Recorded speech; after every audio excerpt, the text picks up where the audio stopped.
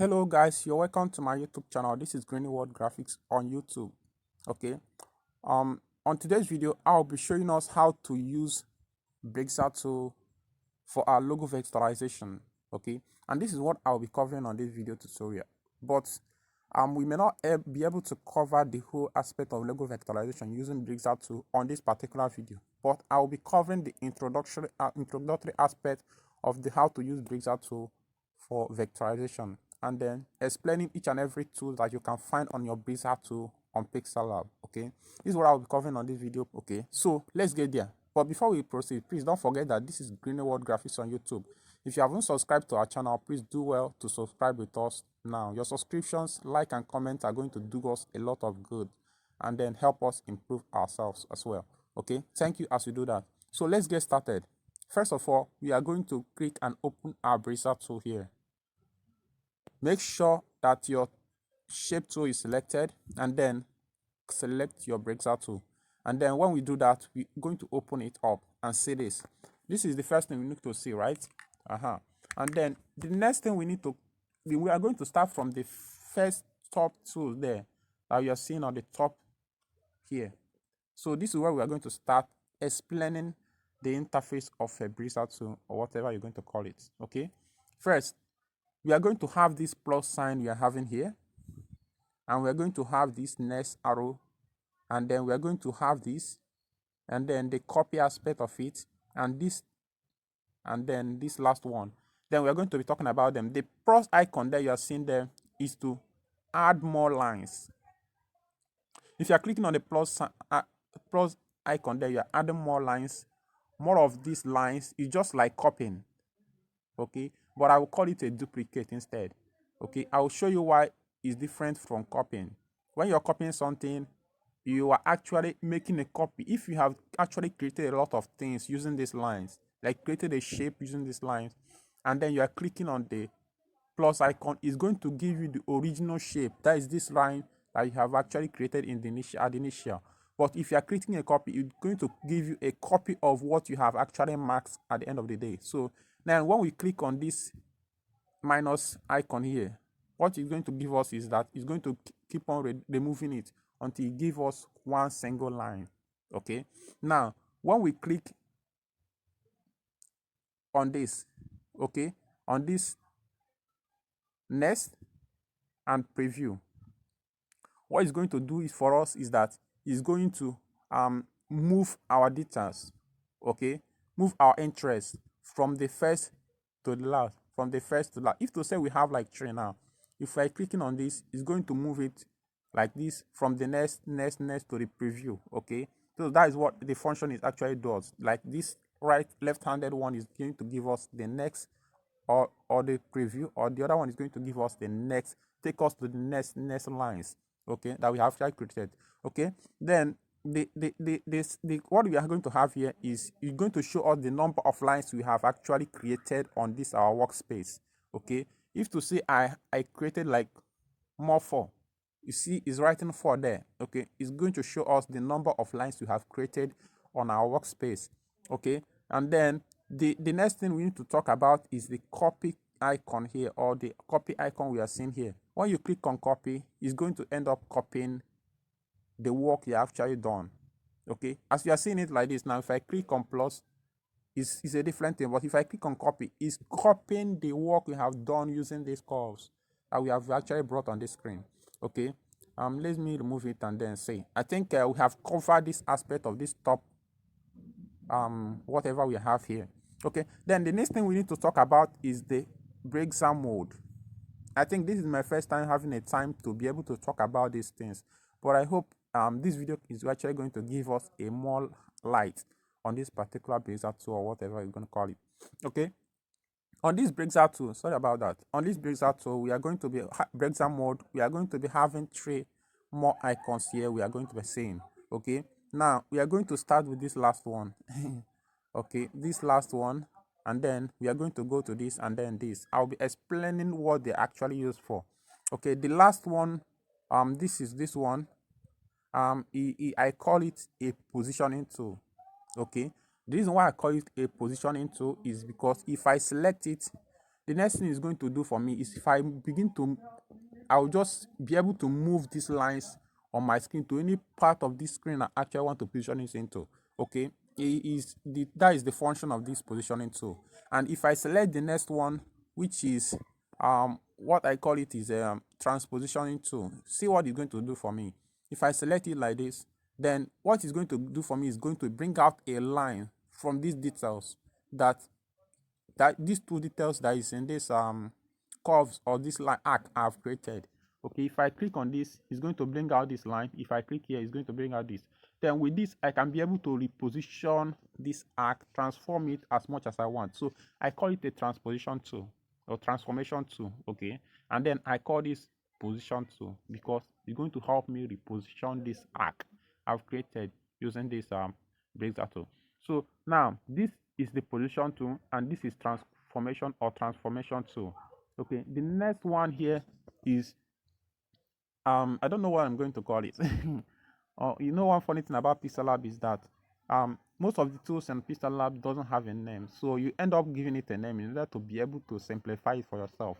Okay, but what the function of this one is, if I select it, if I'm clicking, I'm adding more lines joining together. Okay, I'm adding more lines joining together, and then I think that is the function. But you know what, in most cases I don't like using it. Seriously, I don't like using it. So you know what I'm going to do now? I'm going to select this center one, that is the transformation tool. Make sure it's selected, and then I'm going to remove this, please. And then the next thing we need to talk about is to go to the action tool, and then this is where I will have a little work to do. Okay, on the action tool, we have a kind of similarity. Similarity tools like this and this, they actually perform a kind of similar functions, but I'm going to explain them very differently now. Okay, on the action tool, we have like 4 tools we have here. Okay, and then these 4 tools, their function is this. This first one from the right hand side is rotating tool. If you are already good at all this using this software, you know that this is the shape of rotating tool. Okay, if I select it, I can be able to rotate this to any point, to any angle I actually want to. Okay, and that's the function. I think we have got it wrong. Sorry. Okay, and then when we select okay, when we select this second one is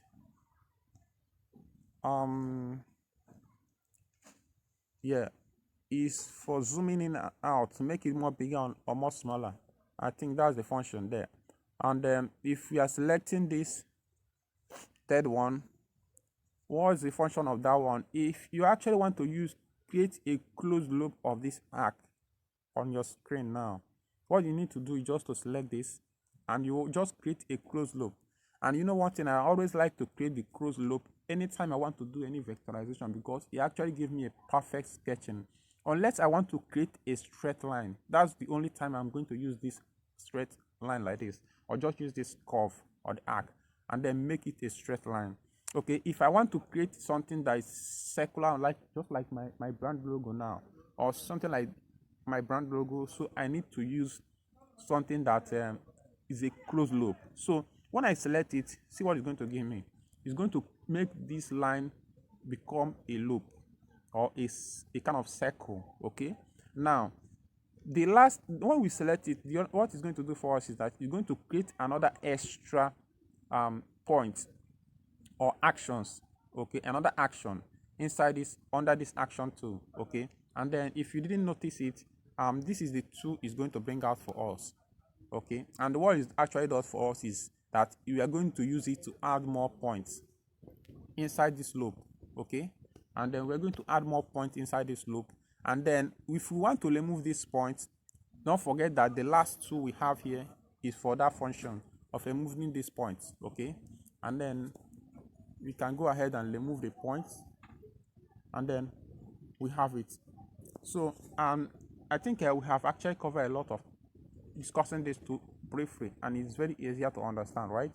And then we are going to go back to them and explain them later. Okay, the next one we need to see is opacity. I think this one is not more difficult to understand. It's just to add colors. I think the color now is actually white. That's why if I increase the opacity, you are going to be not seeing my logos, my brand logo anymore, okay, or not see my logo again. If I go down here, I'm going to change the fill color into something that I prefer the most, okay. But see what I'm going to do, I'm going to turn it off, okay, so that at least we're going to be having a clear view of what we are working on. And then if we go down a little more, we are going to see stroke. That is the stroke color. And then here, okay, I think this is for the color, okay. And then if we go down, we are going to see stroke width, and here we are going to increase the size of the stroke or decrease the size of the stroke, but I always like to keep it like 2 or 3. Very beautiful. Then here we are going to have more 3 tools under stroke here, okay. And then what they actually do for us is that all these points, if we end up creating a curve or a circular stuff on our screen, a vectorization on our screen, and then if there are some points that are so sharp that we want to be sharp, want to be curved, so this is what we actually use to do them. If we are selecting this, that means to say we want to have a very sharp curve, okay. Then if you increase your stroke, you are going to give that effect on your vector or what you actually vectorize, okay. Now we are going to be having the opacity, okay. This is the opacity of the stroke, and then this is the color of the stroke. I think, yeah, this is the color of the stroke. You can change the color here, and then after that, I think this is the end of all the things. See what I always do. Let's go back again and explain all these things vividly before we call off this video. Now, we have talked about the top 1, 2, 3, 4, 5, 6. I think 6 or 7 tools that we have at the top screen here, that we have actually explained them, that what the function they actually use for. We say that the plus and minus icon is for adding more of this, okay. And then if you say that adding more of the lines, I think we have said that before, and then that is the initial line that actually draw on your screen, okay. And then the next or preview is to move your details or your arc, or to move your interest from one of the lines or arc you have actually created to the next one, okay. And we have said that this numbers here is actually showing you the number of lines you have drawn on your screen, in case you forgot. And then we are saying that the last center tool here is for the copy. That is when you want to make a copy. Let's see. Okay, when you want to make a copy of what you actually vectorized, then you are going to use this. Then this is what we actually discussed. And then we actually go down to the Bezier tool, and we say that we have 3 modes. Our Bezier mode, we have 3 modes, and this is for the positioning, and this is for the transposition or transformation or tool. And we say that this is for adding, if to say you have a straight line, okay, or straight arc, or just a curve, then you are going to use this to add more points until you end up joining them together, okay. And then we have action tool. Under actions, we have transformation or reput or what is it going to call it now, or rotating tool, yeah. And then after rotating tool, we have going to have this one, the sizing tool, making it more bigger or more smaller, okay.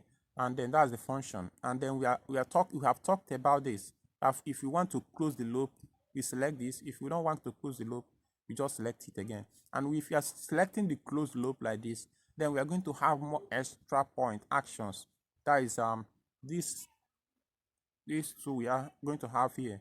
It's going to help us to add more points to our arc or our curve, or whatever you're going to call it. And then the last one here, okay,